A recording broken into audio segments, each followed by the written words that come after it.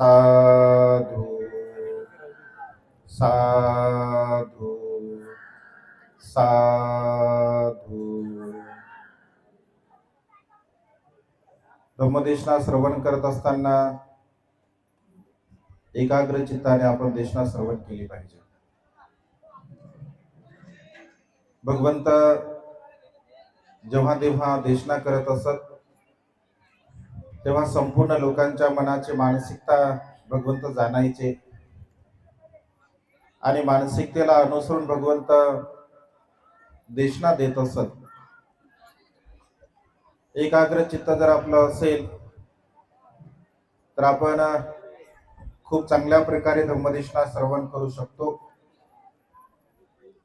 इकडे भरपूर जागा आहे, शांतपणे आपण यावं, बसावं. मानवी जीवनामध्ये तथागतांच्या श्रेष्ठ सद्धर्माचं श्रवण करणे आपल्या हिताचा आहे, सुखाचा आहे, कल्याणाचा आहे.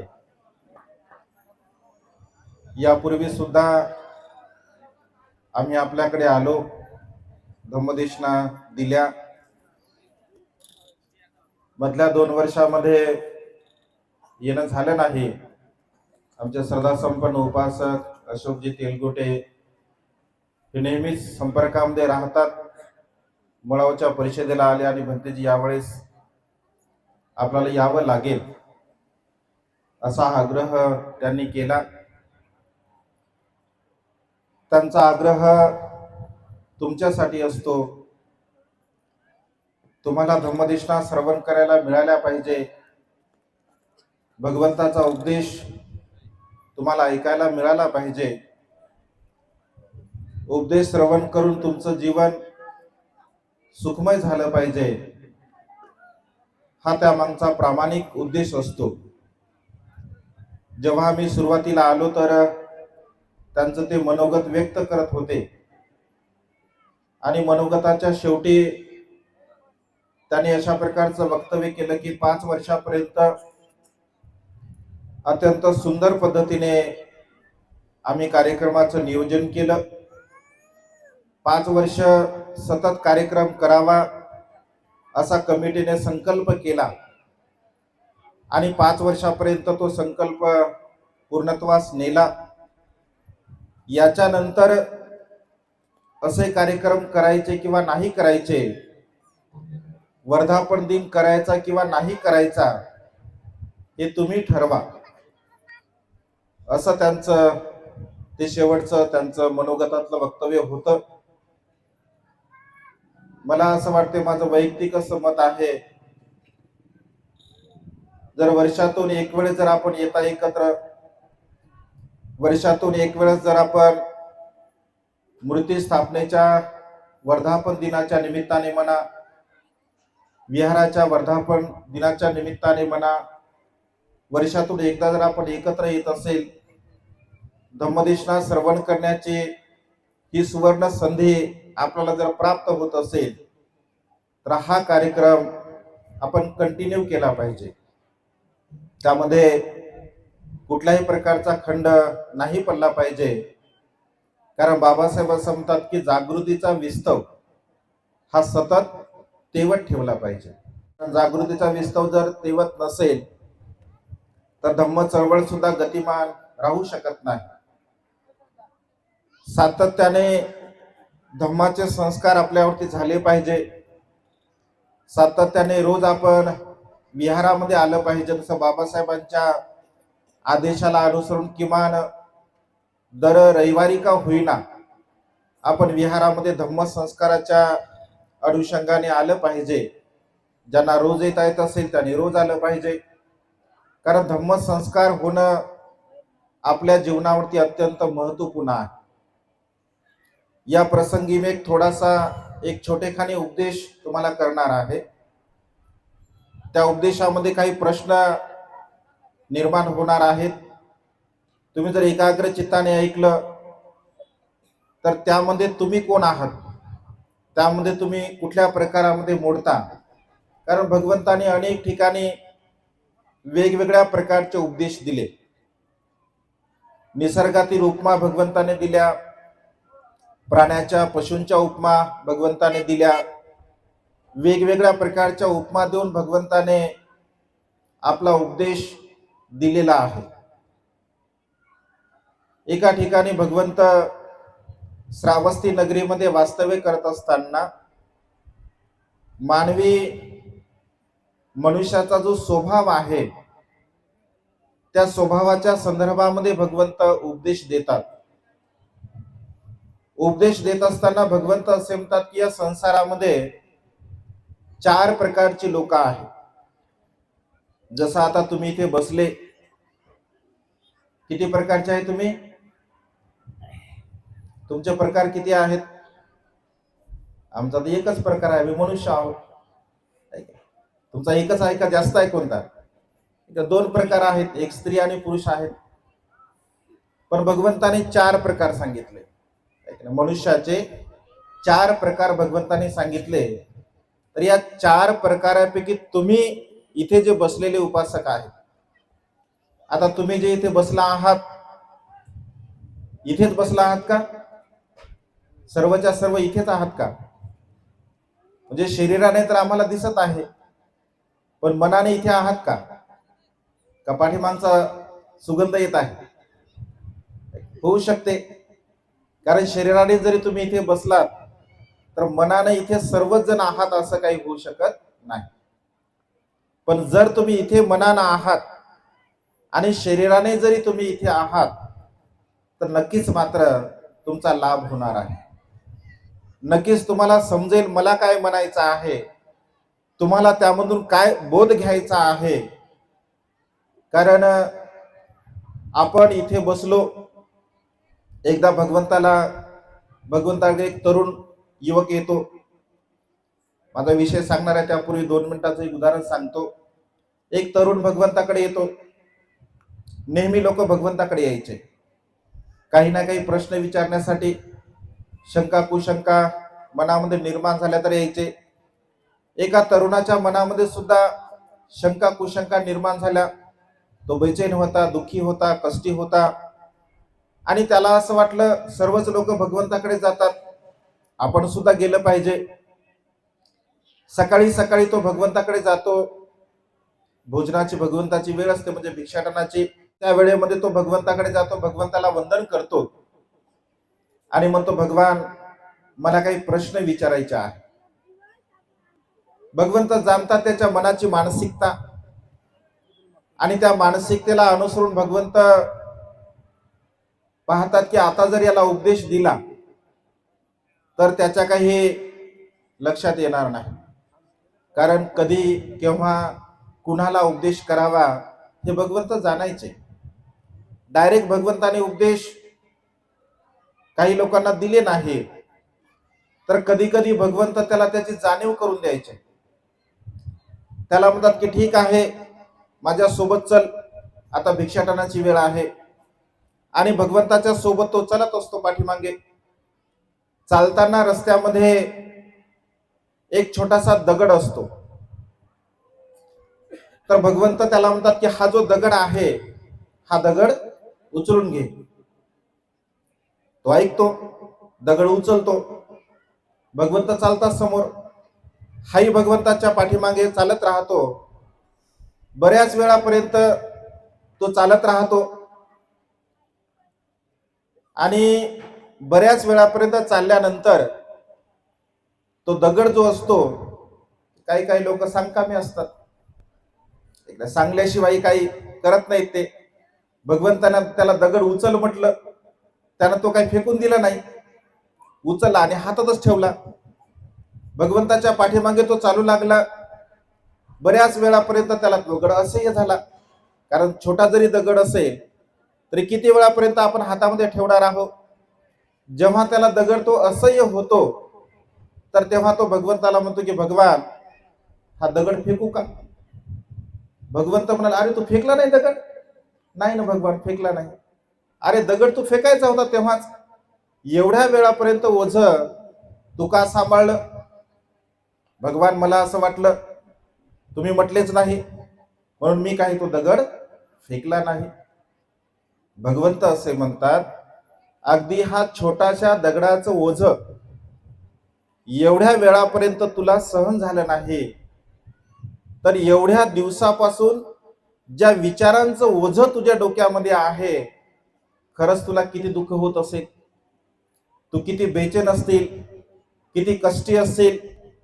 कारण अनेक लोकांच्या डोक्यामध्ये विचारांचे ओझे असतात. तुमच्या आहे का?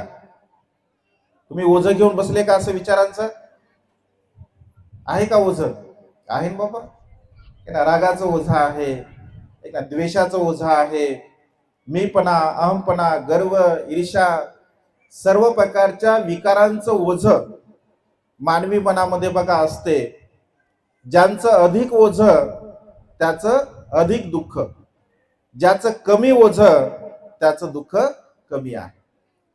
विचारांचं ओझ जोपर्यंत आपण कमी करत नाही, तोपर्यंत आपल्या जीवनातील दुःख कमी होत नाही. विचारांचं ओझ कमी करण्यासाठी आपण इथे सर्वजण धम्मदेशना श्रवण करत आहात. आणि त्यामुळे या विचारांच्या ओझ्याला हळूहळू आपण कमी केलं पाहिजे. अकुशल विचारांच्या ओझ्याला, वाईट विचारांच्या ओझ्याला आपण जोपर्यंत हळूहळू कमी करणार नाही, तोपर्यंत बघा दुःखमुक्तीच्या मार्गाकडे आपण वाटचाल करणार नाही. आणि त्यामुळे शांत चित्ताने देशना आपण श्रवण केली पाहिजे. मी सांगत होतो की भगवंताने 4 प्रकारची लोक सांगितले. एका पहिल्या प्रकारामध्ये भगवंत असे म्हणतात, काही काही लोक अंधाराकडून प्रकाशाकडे जाणारे असतात. लक्षात घ्या मी काय सांगतो ते. काही काही लोक भगवंत असे म्हणाले अंधाराकडून प्रकाशाकडे जाणारे असतात. काही काही लोक प्रकाशाकडून अंधाराकडे जाणारे असतात. काही काही लोक अंधाराकडून अंधाराकडे जाणारे असतात. काही काही लोक प्रकाशाकडून प्रकाशाकडे जाणारे असतात. पहिला प्रकार कोणता आहे? प्रकाशाकडून अंधाराकडे. दुसरा प्रकार आहे अंधाराकडून प्रकाशाकडे. तिसरा प्रकार आहे अंधाराकडून अंधाराकडे. आणि चौथा प्रकार आहे प्रकाशाकडून प्रकाशाकडे. तुम्ही कोण आहात सांगा? तुम्ही कोण आहात? तुम्हाला समजतं ना माझं बोलणं? तुम्ही कोणत्या प्रकारचे आहात? प्रकाशाकडून अंधाराकडे जाणारे आहात, अंधाराकडून प्रकाशाकडे जाणारे आहात, अंधाराकडे जाणारे आहात, की प्रकाशाकडून प्रकाशाकडे जाणारे आहात? कोण आहात? आम्हाला तर काहीच माहित नाही. म्हणा नेमकं आम्ही कोण आहोत तेच माहित नाही आहे. आम्ही कोणत्या मार्गामध्ये जीवन जगत आहोत हेच माहित नाही आहे. म्हणजे जोपर्यंत ही गोष्ट आपण जाणत नाही, आपण समजून घेत नाही, तोपर्यंत बघा सुखाच्या मार्गाला आपण कसं प्राप्त करेल? अंधारातून प्रकाशाकडे, प्रकाशाकडून प्रकाशाकडे, प्रकाशाकडून अंधाराकडे, हे सर्व आपण जाणलं पाहिजे, समजून घेतलं पाहिजे. अंधार म्हणजे काय, प्रकाश म्हणजे काय, हे आपण समजून घेतलं पाहिजे. बंधूजींनी थोडक्यामध्ये तुम्हाला सांगण्याचा प्रयत्न केला. बघा जो अविद्येचा अंधकार आहे, त्या अविद्येच्या अंधकाराला आपण नष्ट केलं पाहिजे, नाहीसं केलं पाहिजे. प्रकाशाकडे आपण नेहमी वाटचाल केली पाहिजे. अंधश्रद्धा असेल, कर्मकांड असेल, ईश्वरवाद असेल, व्यसनधीनता असेल, वेगवेगळ्या प्रकारच्या अकुशल कर्माला त्यागून जो मनुष्य बुद्ध धम्म संघाच्या मार्गाने वाटचाल करत असतो, 3 रत्नांच्या प्रती अनंत असीम श्रद्धा निर्माण करून तो सुखाच्या मार्गाकडे जात असतो. कारण असंख्य लोक अंधारामध्ये बंद होते. बघा धम्म दीक्षेच्या पूर्वी असंख्य लोक सर्व अंधारामध्ये होते, सर्व अंधारामध्ये जीवन जगत होते. कर्मकांड असेल, ईश्वरवाद असेल, आत्मा परमात्मा असेल, वेगवेगळ्या प्रकारच्या ज्या काही रूढी आणि परंपरा असतील, या सर्व प्रकारच्या अकुशल धर्मामध्ये सर्वच्या सर्व धम्म दीक्षेच्या अगोदर बघा लोक जीवन जगत होते. बाबासाहेबांच्या महान पुण्याईमुळे त्या प्रज्ञा सूर्याने मनुष्याच्या मनातील हा अंधकार पूर्णपणे नष्ट केला, नाहीसा केला. आणि त्या अंधाराला तारून बघा, त्या अंधाराला नष्ट करून बाबासाहेबांच्या धम्मक्रांतीमुळे अंधारामध्ये जीवन जगणारे लोक प्रकाशाच्या मार्गाने वाटचाल करू लागले. आपण अंधाराकडून प्रकाशाकडे जाणारे आहोत. कारण पूर्वी तर आपण अंधारामध्ये होतो धम्मदीक्षेच्या अगोदर, परंतु बाबासाहेबांच्या पुण्याईमुळे तो अंधार पूर्णपणे नष्ट झाला, नाहीसा झाला आणि आपण प्रकाशामध्ये जीवन जगत आहोत. पण आता थोडं उलट होत आहे. आता काही लोक प्रकाशाकडून अंधाराकडे सुद्धा वाटचाल करत आहे. अनेक लोक, आपली प्रगती झाली, आपल्याकडे पैसा आला आणि असंख्य लोक बघा आता अंधाराकडून म्हणजे प्रकाशाकडून अंधाराकडे सुद्धा वाटचाल करत आहे. जसं उदाहरण जर घ्यायचं असेल, आपण तसं काय टीका टिप्पणी करत नाही कोणावरती, परंतु आजही लोक आपले अनेक तरुण मुलं, तरुण मुली असतील, तरुण मुलं असतील, गणपतीच्या नावाने बघा अनेक मुलं आपले गणपती बसवतात, अनेक मुली आपल्या उपवास करतात. म्हणजे ज्या गोष्टी बाबासाहेबांनी सोडण्यासाठी आपल्याला सांगितल्या, ज्या गोष्टी आपल्याला नष्ट करण्यासाठी सांगितल्या, त्या पुन्हा पुन्हा बघा त्या मार्गाने लोक मार्गक्रमण करत आहेत. त्या मार्गाने लोक बघा पुन्हा जीवन जगत आहेत. म्हणजे आता आपली भौतिक जी काही प्रगती आहे ती भौतिक प्रगती झालेली आहे, परंतु त्या भौतिक प्रगती सोबत जी आध्यात्मिक प्रगती आपली व्हायला पाहिजे, जी आध्यात्मिक प्रगती आपली व्हायला पाहिजे होती, तशा पद्धतीने बघा झाली नाही. आणि हळूहळू लोक पुन्हा त्या मार्गाकडे बघा जाण्याचा प्रयत्न करत आहेत. आणि त्यामुळे आपण प्रकाशाकडून अंधाराकडे जाणारे नाही झालो पाहिजे. अनेक लोक बघा अंधाराकडून अंधाराकडे जाणारे आहेत, कारण अनेक लोक कर्मकांड करतात, अनेक लोक ईश्वरवादावरती श्रद्धा ठेवतात. आत्मा, परमात्मा, कर्मकांड, अंधश्रद्धा, बुवाबाजी, म्हणजे ज्या रूढी आणि परंपरा पूर्वीच्या आहे, आजही लोक बघा ते पाळतात. त्यांचं कर्मावरती त्यांचं असं म्हणणं असतं की आमच्या नशिबामध्ये अशा प्रकारचा आहे, जोपर्यंत हा नशिबाचा फेरा आमचा पूर्ण होत नाही तोपर्यंत आमच्या जीवनामध्ये सुख प्राप्त होणार नाही. असंख्य लोक आजही बघा त्या कर्मकांडामध्ये, त्या ईश्वरवादामध्ये, आत्मा परमात्मामध्ये, रूढी आणि परंपरेमध्ये गुंतलेले आहेत. परिणामतः असे लोक दुःखाकडून दुःखाकडे जाताना आपल्याला पाहायला मिळतात. चौथ्या प्रकारामध्ये भगवंत असे म्हणतात, प्रकाशाकडून प्रकाशाकडे आपण गेलं पाहिजे. आपल्याला थोडंसं ज्ञान असेल, बुद्ध धम्म संघाच्या प्रती आपल्या मनामध्ये श्रद्धा आहे, 3 रत्नांच्या प्रती श्रद्धाभाव आपण ठेवला आहे, पंचशिलेचं आपण पालन करतो आहोत. पंचशिलेचं पालन करता करता आपण अष्टशिलेचं, उपोषशिलाचं पालन केलं पाहिजे. उपोषशिलाचं पालन करता करता अधिक धम्म स्कंदामध्ये आपण परिपक्वता प्राप्त करण्याचा प्रयत्न केला पाहिजे. हळूहळू आपण धम्मज्ञान संपादन करण्याचा प्रयत्न केला पाहिजे. हळूहळू आपल्या प्रज्ञेला विकसित करण्याचा आपण प्रयत्न केला पाहिजे. कारण जोपर्यंत या सर्व प्रकारच्या गोष्टींना आपण समजून घेत नाही, जाणून घेत नाही, तोपर्यंत बघा निब्बानं परमं सुखं हे जे भगवंताचं वचन आहे त्याला आपण कसं प्राप्त करणार आहोत. अत्यंत सुंदर बघा भंतेने श्रद्धेच्या संदर्भामध्ये उपदेश दिला.